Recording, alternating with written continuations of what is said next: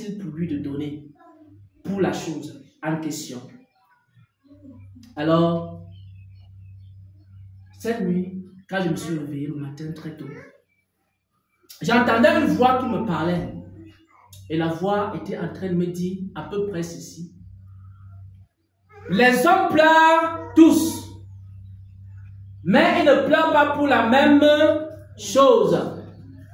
Les hommes pleurent tous, mais ils ne pleurent pas pour la même cause. Nous pleurons tous. Chacun de nous a un cri dans son cœur.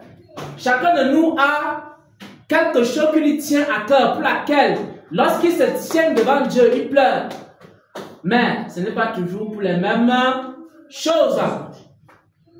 Si nous allons dans le livre de Nombres, nous allons lire par la grâce de Dieu pour expliquer cela, et c'est par là qu'on va terminer. Nombres chapitre 11. À partir du verset 4.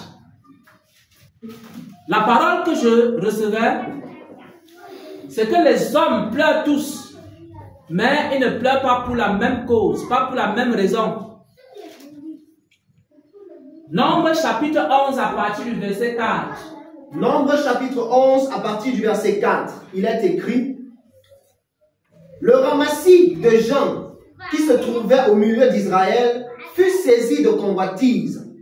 Et même les enfants d'Israël recommencèrent à pleurer et dire: qui nous donnera de la viande à manger?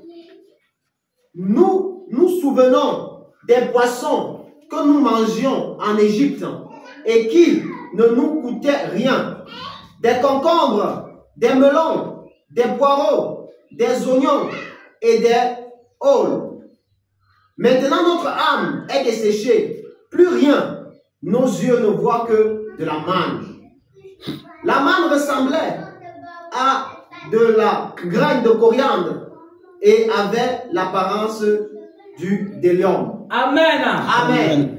Nous voyons ici un peuple qui a été racheté par Dieu de la main de Pharaon. Ils sont arrivés au désert et dans le désert, ils ont reçu la manne. Dieu prenait soin d'eux au point où la Bible nous dit clairement que leurs chaussures ne s'usaient point dans le désert.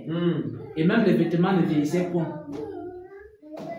Et il ne manquait pas de quoi manger. Mais dans Nombre chapitre 11,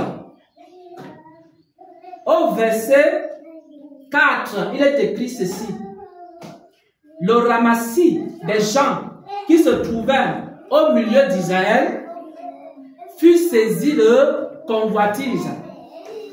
Et même les enfants d'Israël recommencèrent à pleurer. Il est écrit, les enfants d'Israël recommencèrent à pleurer. Et ils se mirent à pleurer pourquoi? Pour la viande. Et ils se mirent à pleurer pour le poisson. Et ils se mirent à pleurer pour le concombre, les melons, les poireaux, les oignons et les ails. C'est ça qui les faisait pleurer. Amen. Vous savez, je peux donner l'identité à chaque personne en fonction de ce pourquoi il pleure. Parce que celui qui pleure pour la nourriture, c'est un gourmand. Vous comprenez? Yes. Voilà. Celui qui est en train de pleurer pour l'impudicité, c'est un air pudique. C'est-à-dire, il dit, je suis en train de brûler, mon corps est en train de brûler, il faut vraiment que je satisfasse les désirs de mon corps. C'est un air pudique. Celui qui veut changer les versets bibliques, parce qu'il aime trop le vin, parce qu'il y a des débats, le chrétien doit-il boire et le chrétien ne doit-il pas boire? N'est-il pas écrit par l'apôtre Paul, Timothée boit un peu de vin, seulement à cause de... Celui qui pleure pour l'alcool, c'est un ivrogne, c'est un alcoolique, c'est quelqu'un que lui, c'est ça qui le fait pleurer. Il y a des personnes qui pleurent pour l'argent. Un homme qui pleure pour l'argent, c'est quoi? C'est qui? C'est un cupide. Si quelqu'un pleure pour l'argent, c'est un cupide.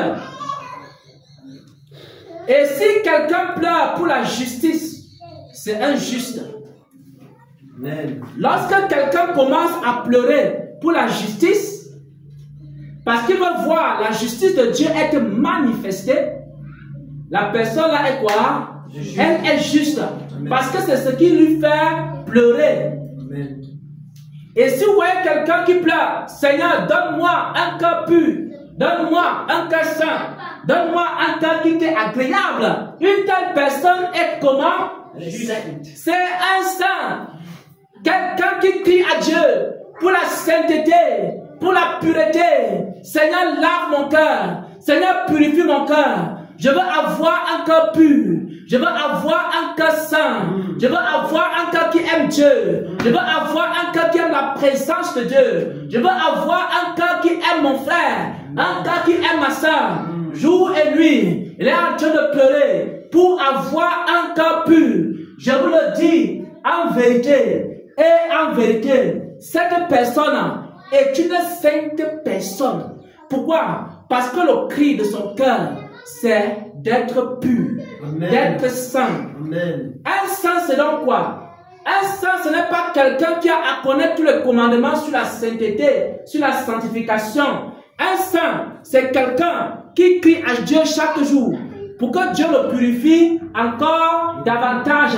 Parce que celui qui est saint, qu'il soit encore plus saint, et que celui qui est juste, qui pratique encore plus la justice. Un homme juste, c'est un homme qui cherche à connaître la justice de Dieu. Un homme juste, c'est un homme qui crie à Dieu pour que la justice de Dieu soit manifestée sur la surface de la terre. C'est la raison pour laquelle il fléchit les genoux.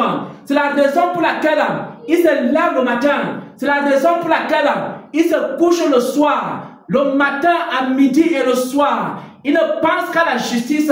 Seigneur, que ta justice soit manifestée sur la terre. Une telle personne, c'est une personne juste. C'est une personne qui a aimé la justice. Elle a haï l'iniquité. Elle n'a pas voulu avoir autre chose que marcher dans cette voie et ce chemin. La Bible dit qu'Abraham était un homme juste. Il attendait selon la promesse une nouvelle terre et de nouveaux cieux. Qu'est-ce qui allait habiter dans cette nouvelle terre et dans ces nouveaux cieux? C'était une terre et des cieux où la justice allait habiter. Le livre d'Hébreux nous enseigne qu'Abraham attendait selon la promesse de Dieu des nouveaux cieux, nouvelles terres où la justice allait habiter. C'était la raison de sa vie. C'est pour ça qu'Abraham a répondu à l'appel de Dieu. Il marchait chaque jour parce qu'il voulait pratiquer la justice. La Bible dit quelque chose d'Abraham. La Bible dit qu'Abraham était un homme qui avait été appelé pour enseigner la justice à tous ceux qui devaient être avec lui. Et chaque fois qu'une personne vient à côté d'Abraham, Abraham va lui enseigner la justice. Pourquoi Abraham lui enseigne la justice? Pourquoi Abraham veut que la personne connaisse la justice?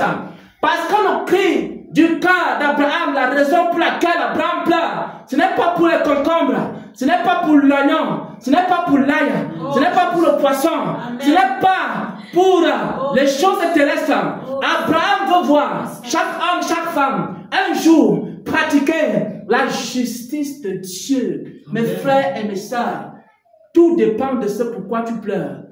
Commence à te poser des questions sur les 10 sujets de prière. Quel est le sujet de prière qui te fait le plus pleurer? Alors, c'est le sujet de prière qui te fait le plus pleurer qui détermine ce que tu es. Amen. Vous comprenez? Amen. Donc, il ne s'agit pas de dire je suis saint, je suis juste. Quel est le cri de ton cœur? Et voilà dans la parole que le Seigneur lui a dit. Les hommes pleurent, tous les hommes pleurent. Mais nous ne pleurons pas tous pour la même raison. On ne pleure pas tous pour la même cause. Mais c'est la cause pour laquelle tu pleures qui identifie ce que tu es. Amen. Amen. Amen. Amen.